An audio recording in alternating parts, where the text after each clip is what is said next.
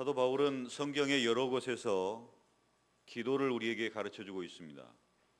예수님께서도 우리에게 가르쳐 주신 기도가 주기도문으로 우리는 알고 있습니다. 또 예수님께서 제자들을 위해서 하신 기도도 성경에 여러 곳에 나와 있습니다. 그 바울의 기도 가운데 오늘 이 에베소서에 있는 기도는 우리의 기도와 좀 다른 차원의 기도인 것이 틀림없습니다. 우리가 꼭 해야 될 기도이고 또 최고의 기도이기도 하며 또 우리가 마땅히 이 땅에서 어떤 것을 구하면서 살아가야 될지 우리는 예수님의 기도를 통해, 바울의 기도를 통해, 또 사도들의 기도를 통해 우리는 늘 깨달아 하는 것이 참 중요합니다. 오늘은 바울의 기도를 중심으로 해서 우리의 기도가 하나님 앞에 어떻게 올려져야 될지를 함께 생각하고자 합니다. 우리들이 하나님 앞에 기도하고 있는 기도의 내용은 무엇입니까? 우리가 100일 하나님 앞에 기도하면서 우리의 개인의 간절한 소원을 하나님 앞에 올려드리자 이렇게 말씀을 드렸습니다. 아마 그 말씀을 듣고 함께 기도하며 또 간절히 하나님 앞에 부르짖는 성도들이 있는 줄로 압니다. 교회를 위해서도 기도합시다. 나라와 민족을 위해서도 합시다. 우리가 말씀을 드렸는데 여러분들이 주로 기도하는 그 기도의 내용은 어떤 기도의 내용입니까? 대부분 우리의 기도의 내용의 범주를 보면 주로 의식주 문제에 집중되어 있는 것을 봅니다.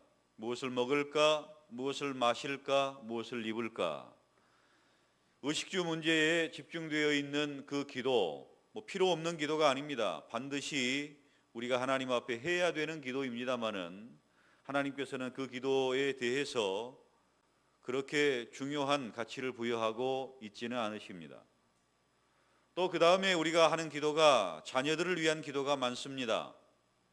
자녀들의 앞길을 열어주시기 위해서, 또 결혼 문제를 위해서, 진학을 위해서, 또 여러 자녀들을 위한 기도가 성도들의 기도의 대부분을 차지하고 있는 것을 보게 됩니다.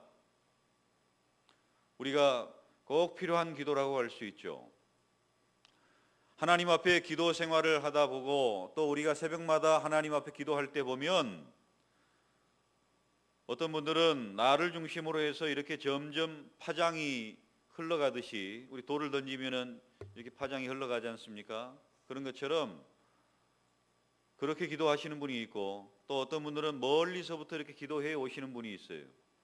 어찌됐든 우리가 가장 먼저 자녀들 위해서 기도하고 가족을 위해서 기도하고 또 점점 더 가까운 사람들을 위해서, 친구를 위해서, 전도할 대상들을 위해서 이렇게 기도해 나가는 것 참 중요한 부분의 하나이면 틀림없습니다. 기도해야 됩니다.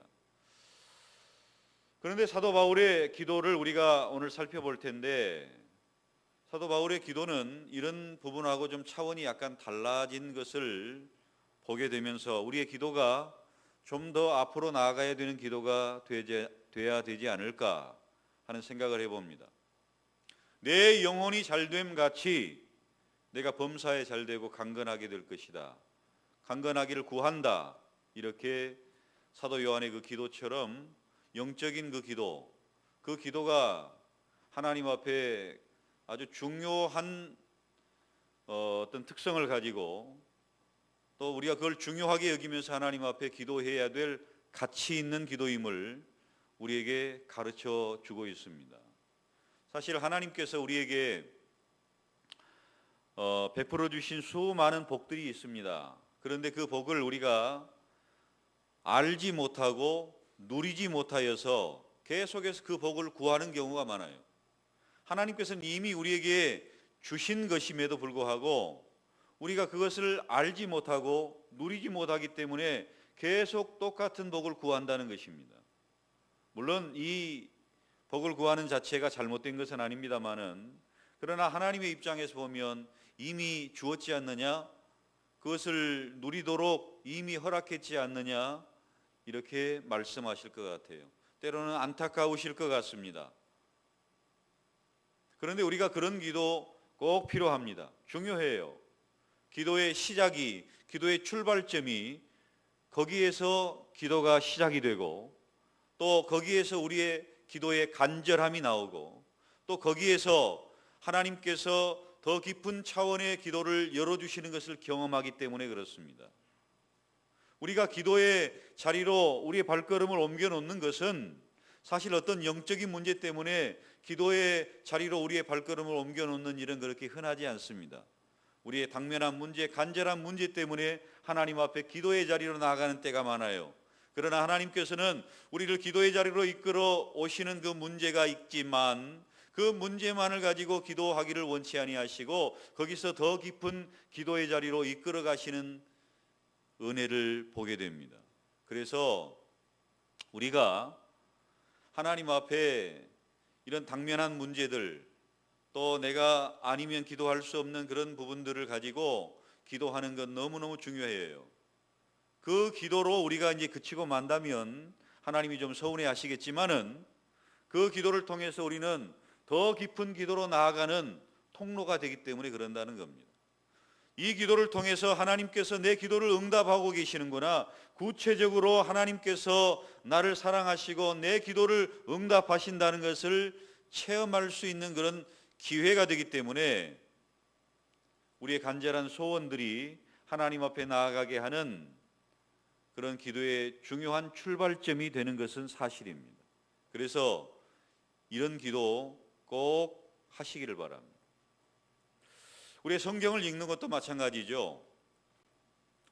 우리가 날마다 성경을 어느 정도씩 읽어야 되겠다라고 생각을 합니다마는 성경을 읽지 못하고 하루를 지나갈 때가 많이 있습니다.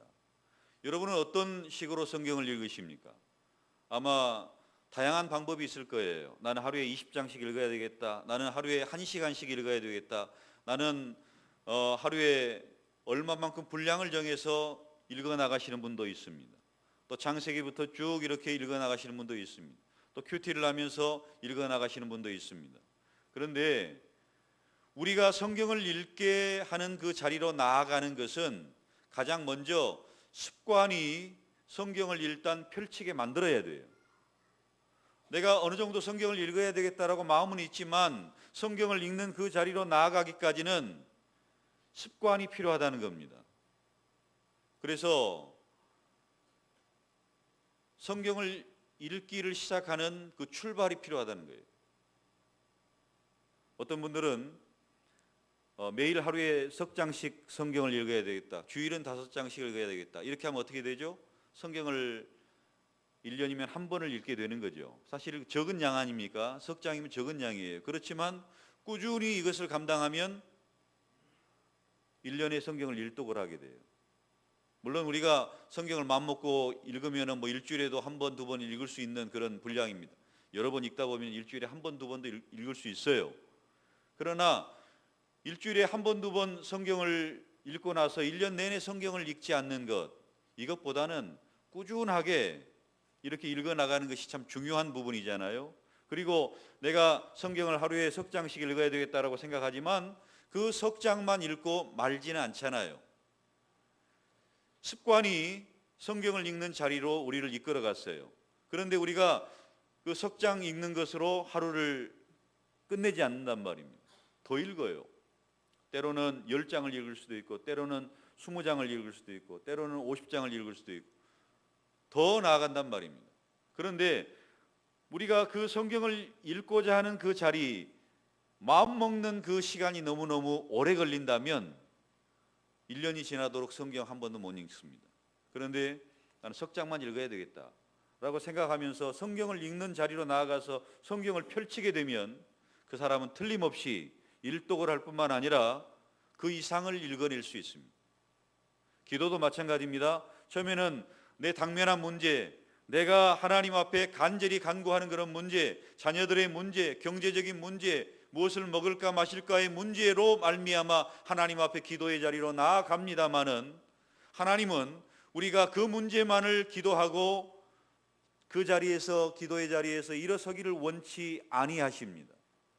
그 기도를 한 이후에 우리는 하나님께서 원하시는 기도의 자리로 나아갈 수 있는 계기가 되는 거예요. 그래서 우리의 당면한 모든 문제들이 하나님 앞에 기도의 제목이 되고, 이런 부분들을 기도할 때 나의 기도의 수준은 너무 낮은 것 아닌가, 이런 생각할 필요 없습니다. 기도의 자리로 나아가십시오. 예수님께서 습관을 좇아 기도의 자리로 나아가신 것처럼 여러분의 그 문제가 여러분을 기도의 습관의 자리로 이끌어 나가실 것입니다. 그렇게 할 때 여러분은 기도를 시작하게 되고요, 그리고 여러분이 당면한 그 문제가 5분 10분이면 기도가 끝날 수 있는 기도이지만, 하나님께서 그 기도의 자리에서 여러분에게 하시는 말씀이 있습니다.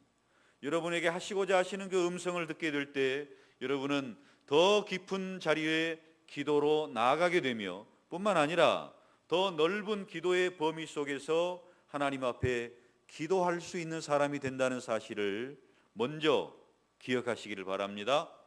그래서 우리가 몇 주 전에도 그 습관에 대해서 말씀드렸는데, 우리의 당면한 그 문제가 기도의 습관을 만들어내고, 또 이 기도의 습관이 오늘 사도 바울의 그 기도처럼 깊은 기도로, 또 하나님께서 기뻐하시는 기도로 이끌어 가게 될 줄로 믿습니다. 사도 바울은 1장 3절에서 찬송하리로다. 하나님 곧 우리 주 예수 그리스도의 아버지께서 그리스도 안에서 하늘에 속한 모든 신령한 복을 우리에게 주시되, 이렇게 말씀하고 있습니다. 예수 그리스도의 아버지, 우리의 주가 되시며 예수 그리스도의 아버지가 되시는 바로 그 하나님께서 그리스도 안에서 우리에게 신령한 복을 주셨다, 이렇게 말씀하십니다. 그러니까 우리는 예수님을 믿는 자로 이미 신령한 복을 받은 사람들이 되었습니다. 우리는 예수 그리스도 안에서 예수님을 믿는 자로서 신령한 복을 받은 자들이 되었어요. 그런데 문제는 내가 받은 그 신령한 복에 대해서 모른다는 거예요. 내가 하나님으로부터 받은 그 복이 어떤 것인 줄 모른다는 겁니다. 그래서 내가 받은 복이 어떤 것인 줄도 모르는데 그 복을 어떻게 누리겠어요? 그래서 하나님께서 이미 우리에게 허락하시고 하나님께서 이미 우리에게 복 주신 그 복을 누리도록 사도 바울이 오늘 바울의 기도를 통해서 우리에게 가르쳐주고 있는 것입니다. 여러분, 사도 바울은 성도들에게 자신을 위해서 기도해 달라고 기도 부탁을 한 적도 있었죠. 주로 어떤 기도의 내용이었습니까? 복음을 담대히 전할 수 있도록, 또 전도할 문을 열어주시도록 사명을 위해서 기도해 달라고 부탁을 합니다. 여러분들이 목회자를 위해서 기도할 때요, 목회자의 사명을 위해서 기도해 주시기를 바랍니다. 물론 목회자의 건강을 위해서, 목회자의 가정을 위해서, 목회자의 이런저런 많은 기도를 해주시는 분들 너무너무 감사한데요, 가장 기도해야 될 것이 뭐예요? 목회자의 사명을 위해서 기도해 주셔야 됩니다. 그렇다고 한다면 사도 바울이 기도의 부탁을 했을 뿐만 아니라 성도들을 위해서 기도할 때 무엇을 위해서 기도했습니까? 또 여러분들을 위해서 제가 무엇을 기도해 주면 좋겠습니까? 제가 여러분들의 기도를 알아요. 그래서 서두에 우리들의 의식주 문제, 우리들의 자녀들의 문제, 우리들의 당면한 문제를 위해서 하나님 앞에 기도합시다 라고 말씀드렸습니다. 제가 그것을 위해서 여러분을 위해 기도합니다. 그런데 사도 바울은 거기에서 멈추지 않고 성도들을 위해서, 에베소 성도들을 위해서 기도할 때 더 나아가는 것을 보게 돼요. 더 깊은 단계의 기도로 나아가는 것을 보게 됩니다. 에베소서에서 사도 바울의 기도가 몇 가지 나옵니다만은 오늘 본문을 중심으로 우리가 살펴보면 하나님께서 주신 그 신령한 복을 받아 누리기를 원한다. 하나님이 이미 우리에게 주셨다. 그러므로 그것을 알고 누리기를 원한다. 이렇게 기도를 시작합니다. 그러니까 우리가 하나님께서 이미 주신 것을 또 구하기보다는 하나님이 주신 것을 볼 수 있는 눈을 열어주세요. 하나님이 우리에게 주신 것을 알 수 있는 지혜를 주세요. 하나님께서 우리에게 이미 주신 것을 믿음으로 받아들이게 하세요. 이렇게 우리가 기도해야 될 것입니다. 하나님이 이미 주셨는데 하나님 그거 주세요, 그거 주세요 이렇게 기도하는 것보다는 그것을 알게 되면 이제는 하나님 그것을 깨닫게 해주세요. 하나님 그 믿음으로 받아들이게 해주세요. 하나님 우리에게 지혜를 주셔서 그것이 어떠한 것인 줄 알게 해주세요. 이렇게 기도가 바뀌어야 됩니다. 이미 하나님 주셨거든요. 예수 그리스도 안에서 이미 우리에게 주셨습니다. 하나님께서 주신 것이 무엇입니까? 그 15절 이하로 우리가 내려갑니다. 15절 16절 시작. 이로 말미암아 주 예수 안에서 너희의 믿음과 모든 성도를 향한 사랑을 나도 듣고 내가 기도할 때에 기억하며 너희로 말미암아 감사하기를 그치지 아니하고. 사도 바울은 기도를 시작할 때 그들의 한 믿음의 행동과 사랑을 듣고 감사하며 하나님 앞에 기도했습니다. 우리가 하나님 앞에 기도의 자리로 나아갈 때에 하나님께서 내게 베풀어 주신 은혜를 감사하며 나아갑니다. 또 우리가 중보기도를 하며 또 사랑하는 자들을 위해서 기도할 때 그들로 인하여 허락하신 감사의 제목을 가지고 먼저 나아가실 수 있기를 바랍니다. 대개 우리의 그 기도의 제목을 하나님 앞에 올려드리는 것은요, 어찌 보면 불만족입니다. 하나님 이게 부족합니다. 이게 연약합니다. 이걸 채워주셔야 됩니다. 불만족이거든요. 물론 하나님 앞에 구하는 것을 우리가 특별히 좀 구별한다면 불만족은 불만족인데 거룩한 불만족이라고 할 수 있어요. 그런데 부족한 것을 하나님 앞에 먼저 구하기보다 그 당사자로 인해서 감사의 제목이 있을 거예요. 남편으로 인한, 아내로 인한, 자녀들로 인한, 또 내 삶의 문제로 인한 감사의 제목이 있을 거예요. 그 감사의 제목을 먼저 하나님 앞에 올려드리실 수 있기를 바랍니다. 에베소 성도를 위해서 기도하면서 그들의 믿음과 그들의 사랑을 듣고 그것을 감사로 하나님 앞에 먼저 기도합니다. 자녀에 대한 불만족이 있죠? 자녀를 주신 하나님께 먼저 감사하면서 기도하시기를 바랍니다. 우리가 기도하는 대상에 대한 거룩한 불만족이 있어요. 그것을 먼저 감사함으로 하나님 앞에 기도하십시오. 감사의 제목이 분명히 더 많아요. 감사로 먼저 하나님 앞에 간구하시기를 바랍니다. 그리고 기도하기를 17절입니다. 시작. 우리 주 예수 그리스도의 하나님 영광의 아버지께서 지혜와 계시의 영을 너희에게 주사 하나님을 알게 하시고. 그들을 위해서 감사로 하나님 앞에 기도한 이후에 이제 우리 주 예수 그리스도의 하나님 영광의 아버지, 영광의 아버지께 지혜와 계시의 영을 주시도록 기도하고 있습니다. 하나님을 알게 해달라는 거예요. 하나님을 알게 해주세요. 하나님이 우리에게 신령한 복을 주셨는데 그 신령한 복을 알기를 원합니다 라고 기도하기 전에 그 복을 주신 분을 먼저 알기를 원합니다, 이렇게 기도하고 있어요. 하나님이 예수 그리스도 안에서 우리에게 신령한 복을 주셨다니까요. 그런데 지금 사도 바울은 하나님 그 신령한 복을 알게 해주세요, 그 기도를 우리가 해야 된다고 말씀드렸죠. 근데 그 신령한 복을 알게 해달라 기도하기 전에 신령한 복을 주신 분을 알게 해 주세요, 하나님을 알게 해 주세요, 이렇게 기도하고 있습니다. 공익 광고를 가끔 이제 라디오를 들어보면 흘러나옵니다. 당신의 소망이 뭡니까? 뭐 하고 싶습니까? 뭐 어디로 여행을 가고 싶습니까? 물어보면은 뭐 여기 저기 막 이야기합니다.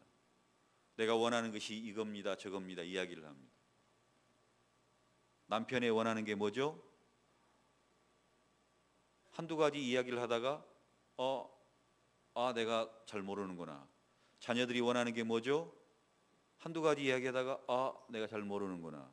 서로 모른다는 거예요. 내가 원하는 것은 어느 정도 좀 안다라고 생각하지만 남편이 원하는 것, 아내가 원하는 것, 자녀들이 원하는 것을 모른다는 거예요. 그 공익 광고에 보면은 들으면 그런 이야기가 나오더라고요. 여러분은 어떻습니까? 여러분이 사랑하는 자들을 위해서 기도하고 있는데 과연 여러분이 사랑하는 자들이 무엇을 원하는지 알고 있습니까? 무엇을 소망하는지 알고 있습니까? 대화가 필요한 것 같아요. 무엇을 원하는지, 무엇을 소망하며 살아가는지, 무엇을 꿈꾸고 있는지, 어떤 불만이 있는지, 어떤 이야기 하고 싶은 것이 있는지 모르는 것 같아요. 대화를 좀 하시기 바랍니다. 저도 이 말씀을 준비하면서 그런 생각을 해봤어요. 내가 자녀들에 대해서 잘 모르는 게 너무 많구나. 그런 생각을 해봤어요. 또 마찬가지죠. 성도들에 대해서도 모르는 것 많고 모르는 게 많아요. 사도 바울은 우리 주 예수 그리스도의 하나님 영광의 아버지, 그 아버지가 지혜와 계시의 정신을 우리에게 주셔서 하나님을 알게 해주시면 좋겠다. 하나님을 알게 해주시면 좋겠다. 우리에게 신령한 복을 주신 그 하나님을 알게 해주시면 좋겠다. 기도하고 있습니다.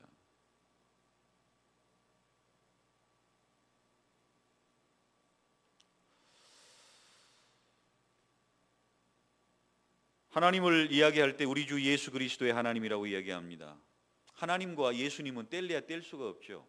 뗄래야 뗄 수가 없습니다. 우리가 하나님을 알게 된 계기가요, 예수님을 통해서 하나님을 알게 됩니다. 그래서 사도 바울은 하나님이라고 하지 않고 우리 주 예수 그리스도의 하나님이라고 말합니다. 우리가 예수님을 통해서 하나님을 알게 되기 때문에 그래요.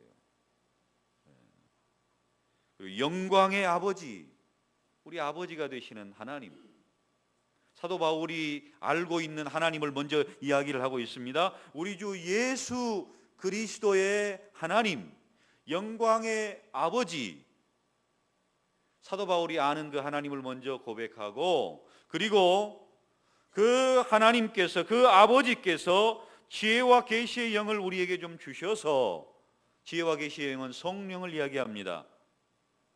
하나님이 우리에게 보여주시는, 이 하나님은 자기 자신을 계시로 보여주십니다. 계시로. 이 세상의 종교는 사람이 신을 찾아갑니다.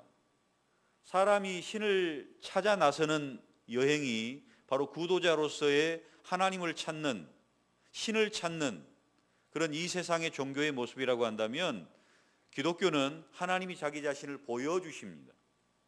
하나님이 자기 자신을 보여주심으로 이걸 계시라고 이야기를 하는데, 이 계시를 통해서 우리가 하나님을 아는 거예요. 그래서 하나님을 좀 보여주세요. 하나님을 알게 해주세요. 이렇게 먼저 기도하고 있는 것입니다. 우리가 하나님을 알지 못하던 때는 로마서에서 말씀하고 있는 것 같이 천하 만물에 하나님의 형상이 있어요. 또 하나님의 그 피조물로서의 모습이 있습니다. 그런데 우리가 그것을 바라보긴 바라보는데 죄 가운데 그 하나님의 형상을 온전하게 바라볼 수 없게 되었어요.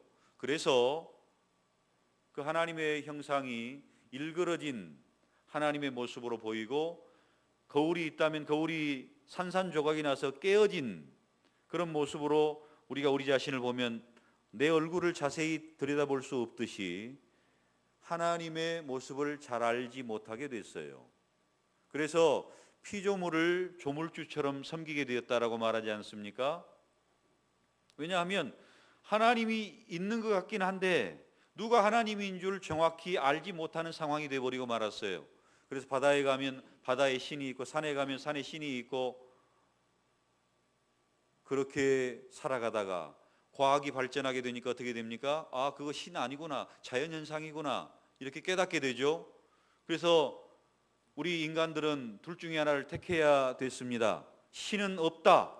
과학이 발전하다 보니까 옛날에 우리가 신이라고 여겼던 그것이 신이 아니구나 하는 것을 깨닫게 되니까 신은 없다라고 선언을 하든지 아니면 또 다른 새로운 신을 만들든지 둘 중에 하나를 해야만 됩니다. 그런데 그건 사람의 입장에서 하는 이야기고요. 하나님 입장에서는 자기 자신을 보여주십니다. 성경을 통해서 하나님을 보여주십니다. 말씀을 통해서 하나님을 보여주십니다. 예수 그리스도를 보내셔서 하나님을 보여주십니다. 그리고 성령을 우리에게 보내주셔서 늘 우리와 함께하게 하심으로 임마누엘로서 하나님을 가르쳐 주십니다. 우리가 하나님을 어떻게 가장 잘 알 수 있습니까? 하나님의 말씀을 읽음으로 하나님을 잘 알 수 있어요. 하나님과 함께하게 되므로 성령과 동행하게 되므로 하나님을 잘 알 수 있어요. 그래서 오늘 본문에서도 지혜와 계시의 영 성령을 너희에게 주사 깨닫게 하시고 하나님을 알게 해달라고 기도하고 있는 것입니다. 그러면 제가 남편을 모른다, 아내를 모른다, 자녀를 모른다, 성도들을 모른다 이런 이야기를 했죠. 알려면 어떻게 해야 돼요? 함께 시간을 보내야 됩니다. 함께 시간을 보내야 돼요. 알려면 대화를 해야 되고 알려면은 함께 시간을 보내야 돼요. 그래야 아는 겁니다. 성경을 통해서 함께 시간을 보내십시오. 기도를 통해서 함께 시간을 보내십시오. 성령과 늘 동행함으로 함께 시간을 보내십시오. 그러면 하나님을 알게 될 것입니다. 자기 자신을 계시하신 성경을 통해서 기도를 통해서 성령의 깨닫게 하심을 통해서 하나님을 알게 될 것입니다. 하나님을 알기를 원하십니까? 하나님과 시간을 보내세요. 하나님과 대화를 하세요. 하나님과 좀 함께 앉아 계세요. 그러면 하나님을 알게 됩니다. 하나님은 자기 자신을 보여주기를 원하시는 분이세요. 자기 자신을 드러내기를 원하시는 분이세요. 감추어 두기를 원하시는 분이 아니라 자기를 보여주기를 원하시는 분입니다. 우리가 기도할 때도요, 하나님께서는 우리가 간절히 하나님 주세요 주세요 하고 다니면 하나님께서는 심술구조 가지고 안 준다 이렇게 좀 피해 다니시는 분이 아니라 하나님 우리가 달라고 하시면 미리 준비하셨다가 주시는 분이십니다. 여호와 이레 하나님 우리가 지난 시간에 살펴보았잖아요. 하나님은 눈동자는 항상 우리를 향하고 계십니다. 우리가 늘 하나님을 바라보고 하나님께 구하기만을 기다리고 계십니다. 하나님은 준비해 놓고 기다리고 계세요. 늘 우리를 보시면서 줄 타이밍만 지금 찾고 계시는 거예요. 그런데 에스겔 36장에서는 이런 말씀을 하십니다. 주 여호와께서 이같이 말씀하셨느니라. 그래도 이스라엘 족속이 이같이 자기들에게 이루어 주기를 구하여야 할지니라. 하나님이 준비해 놓으시고 하나님의 계획이 있었습니다. 하나님께서 우리에게 복을 주시기로 이미 작정을 하시고 계획이 서 있어요. 그런데 하나님은 우리의 기도를 기다리신다 말씀하십니다. 기도해야 되지 않겠어요? 우리의 기도를 기다리신다니까요. 하나님의 계획이 이미 있었습니다. 하나님 알려주세요. 하나님을 더 깊이 알기를 원합니다. 하나님 지혜와 계시의 영을 우리에게 해주사 하나님을 알게 해주세요. 왜 안 알려주시겠습니까? 준비해 놓으셨다니까요. 더 깊은 단계로 하나님을 가르쳐 주실 줄로 믿습니다.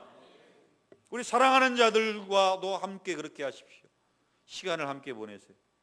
함께 대화를 하세요. 함께 더 깊은 기도의 제목을 알게 될 것입니다. 더 깊은 마음을 알게 될 것입니다. 그 오해를 풀게 될 것입니다. 더 사랑을 깊이 하게 될 것입니다. 그리고요 18절 이하 18절 19절 시작. 너희 마음의 눈을 밝히사 그의 부르심의 소망이 무엇이며 성도 안에서 그 기업의 영광의 풍성함이 무엇이며 그의 힘의 위력으로 역사하심을 따라 믿는 우리에게 베푸신 능력의 지극히 크심이 어떠한 것을 너희로 알게 하게 하시기를 구하노라. 하나님을 알게 하신 이후에 우리의 마음의 눈을 밝혀주시기를 기도했어요. 마음의 눈을 밝혀준다는 것은요, 이미 하나님이 다 주셨거든요. 다 주셨는데 눈을 열어서 좀 보게 해달라는 거예요. 이미 하나님이 다 주셨거든요. 그걸 눈을 열어서 아멘으로 받으라는 거예요. 엘리사와 게하시 이야기를 여러분 알고 계시잖아요. 그 성을 밤에 아람 군대가 에워싸합니다. 엘리사는 평안해요. 그러나 게하시는 죽을 맛입니다. 이제 우리 다 죽었다. 선생님을 잡으러 왔습니다. 하나님께 눈을 열어달라고 기도하니 천군 천사가 그들보다, 성을 포위한 그들보다 훨씬 더 많음을 보게 되었습니다. 눈을 열어주세요. 하나님 앞에 기도합니다. 하나님께서도 이미 우리에게 허락하신 것에 대해서 눈을 열어주세요 라고 지금 기도하고 있는데, 사랑하는 성도 여러분, 우리가 기도할 때 하나님 주세요 주세요 하는 이런 기도보다도 하나님이 이미 주신 것을 보게 해주세요, 깨닫게 해주세요, 믿음으로 받아들이게 해주세요, 이런 기도로 좀 기도가 방향을 좀 바꿨으면 좋겠어요. 하나님 이미 주셨다니까요.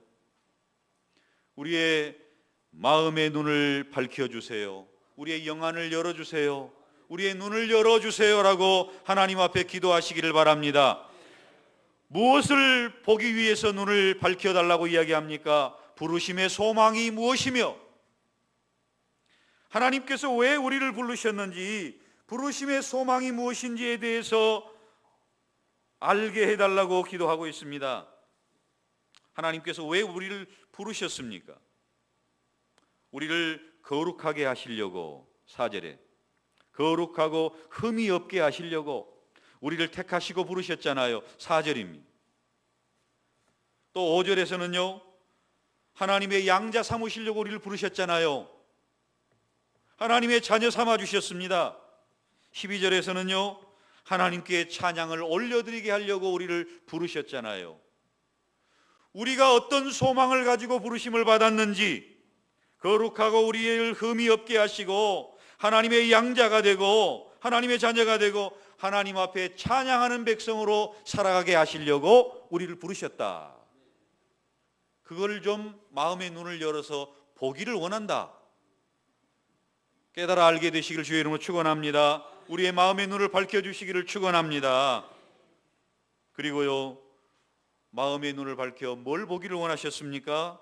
그 기업의 영광이 풍성이 무엇인지, 그 기업의 영광의 풍성함, 이건 하나님 자신을 이야기하기도 하고요, 하나님의 기업을 이야기하기도 합니다. 구원받은 자로, 하나님의 양자로서 하나님의 기업을 상속할 자로, 하나님이 우리에게 예비해 놓으신 천국과 금생과 내생에서 누리게 될 하나님의 놀라운 것들을 우리가 받아 누릴 사람이 되었다라는 것입니다. 하나님이 우리에게 허락하신 놀라운 양자됨을 통해서, 구원의 은혜를 통해서 허락해 주실 하나님과 하나님의 기업과 또 하나님께서 금생과 내생해 주실 모든 것, 이것을 우리가 이미 받았다 하는 것입니다. 그것을 마음의 눈을 밝혀서 알기를 원한다. 그리고 또 한 가지는요, 19절, 힘의 위력으로 역사하심을 따라 믿는 우리에게 베푸신 능력의 지극히 크심이 어떠한 것을 알기를 원한다. 알기를 구한다. 하나님의 능력이 어떠한 것인가? 하나님의 능력이 어떠한 것입니까? 예수 그리스도를 죽은 자 가운데서 부활을 시키신 능력입니다. 20절입니다. 21절에서는 하나님이 모든 것을 다스리시는, 바로 우리의 주권자가 되시는 하나님이신 것을 말씀합니다. 22절에서는요, 교회의 머리로서 우리를 다스리고 계신다. 세상을 다스리고 모든 피조물을 다스리고 교회를 다스리는 바로 그 하나님의 능력, 부활을 말씀하신 하나님의 능력을 알기를 원한다. 이것을 기도하고 있습니다. 사랑하는 성도 여러분, 사도 바울이 간구한 그것을 우리가 알게 되면, 깨닫게 되면, 믿게 되면 어떤 효과가 있게 될까요? 우리가 하나님과 깊이 대화를 통해서, 하나님과 함께하는 시간을 통해서 이것을 알게 된다고 말씀드렸잖아요. 그렇게 된다면 어떤 효과가 있을까요? 우리의 기도가 방향이 달라질 것입니다. 이미 하나님이 주신 것에 대한 것과 주실 것에 대한 것과 또 하나님께서 내가 무엇을 기도해야 될 것인가를 생각하는 방향이 달라지게 될 것입니다. 우리가 목회자들에게 기도를 부탁할 때요, 목회자가 이런 기도를 하면 우리 목사님은 나를 위해서 기도를 제대로 안 해주시는 것 같다, 이렇게 생각하지 마십시오. 이게 더 중요한 기도예요. 사도 바울은 이것을 구하고 있습니다. 영적인 부분이 열려야 이미 하나님께서 우리에게 허락하신 것을 알고 누리게 돼 있어요. 우리의 기도도 그렇게 좀 달라질 수 있기를 소원합니다. 기도하겠습니다. 하나님 아버지, 바울의 기도를 통해서 우리가 더 깊이 하나님을 알게 하여 주옵소서. 이미 하나님께서 우리에게 허락하신 그것을 깨닫고 감사하며 누리게 하여 주시옵소서. 예수님의 이름으로 기도드리옵나이다. 아멘.